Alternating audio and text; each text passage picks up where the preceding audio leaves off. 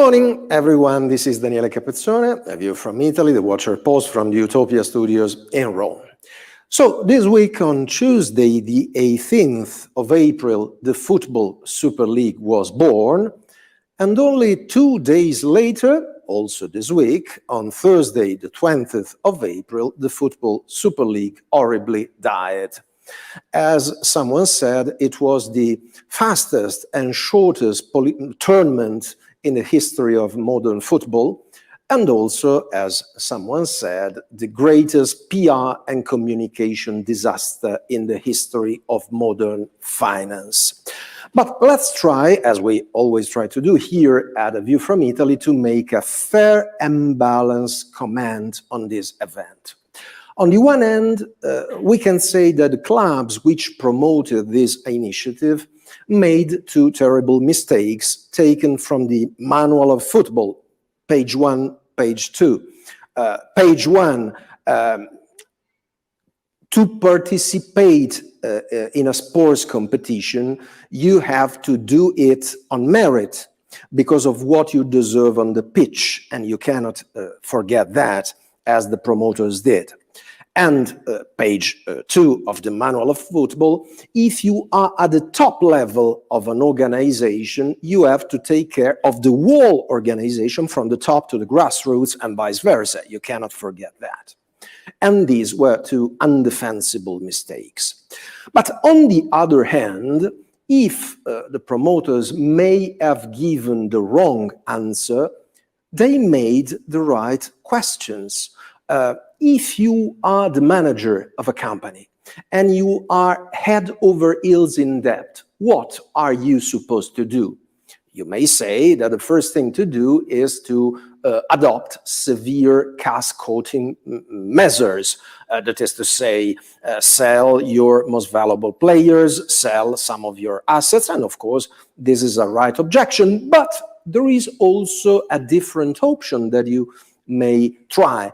That is to say, increase your revenues. And for a football team, the most important revenue to increase is represented by TV rights and broadcasting rights.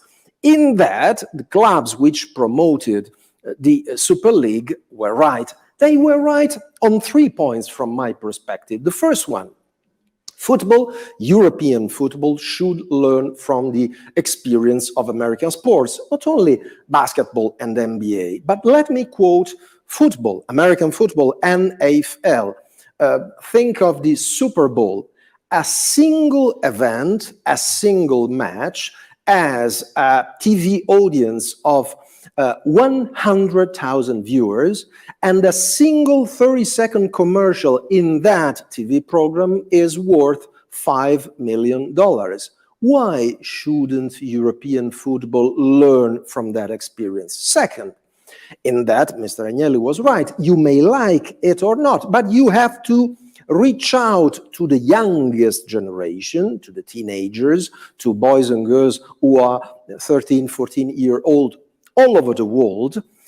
They are not often fond, or not necessarily fond, of the football teams of their town, of their city.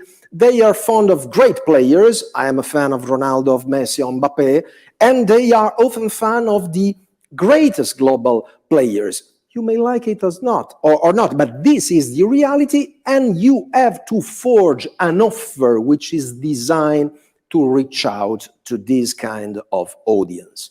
And third point, on which, from my perspective, in spite of their terrible mistakes, the clubs were right, is that you shouldn't be a slave to what Milton Friedman called the tyranny of the status quo.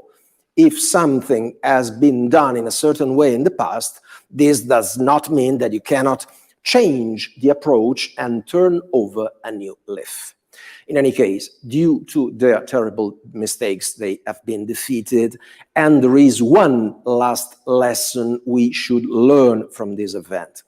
We are talking from the UTOPIA Studios. As you know, UTOPIA is a top consulting firm in Italy. Well, when you want to propose something new and something bold, when you have to reach out to a global audience, when you have to have a dialogue, a difficult dialogue with public decision makers, you cannot go at war without a consulting strategy, without a proper lobbying, without forging a proper narrative, without forging a storytelling. Otherwise, you will be forced to accept your opponent's storytelling, and they will say, as they did, that you are working for the few against the many.